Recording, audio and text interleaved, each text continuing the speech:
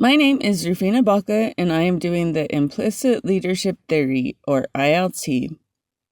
My organization is called the Better Bessemer Project, and our mission is to build a better Bessemer by honoring the past while creating new opportunities for the future through arts and culture.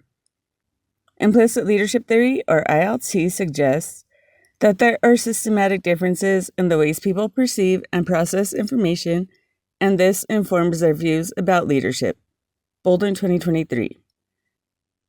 Growing up, we all want to be part of the in crowd at school. According to the ILC theory, Lord and Maher argue that through the processes of education and acculturation, individuals come to develop a range of cognitive schemas about what distinguishes leaders from non-leaders. So what is a cognitive schema? In psychology, a schema is a cognitive framework or concept that helps organize and interpret information. Simply put, a schema describes patterns of thinking and behavior that people use to interpret the world. Schemas can contribute to stereotypes and make it difficult to retain new information that does not conform to our established ideas. So here are some examples of schemas. The schema approach provides a potential explanation for the lack of diversity that still exists at the top of many organizations and the continuing challenges that people from marginalized identities face when seeking to progress their leadership career. Someone who does not fit the schema will struggle in leadership roles no matter their expertise or education. ILT suggests that there are systematic differences in the ways in which people perceive and process information, and this informs their views about leadership. The ideation process is taught by the family and later in school. Our childhood experiences continue to affect our lives into adulthood, perhaps without us even knowing why we did or didn't get chosen as the leader. According to Haslam 2020, social identity leaders must engage in 4 key processes as shown in this chart.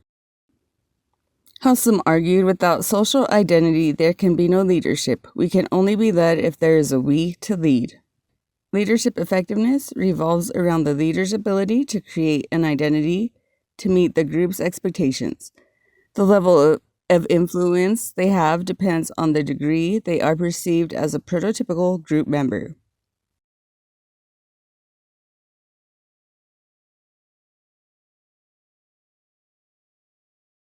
Self-concept proposes that individuals can derive a sense of self in terms of characteristics that make them different from other individuals, as I and me, but also in terms of the shared characteristics of the groups that they are a member of, as in we and us.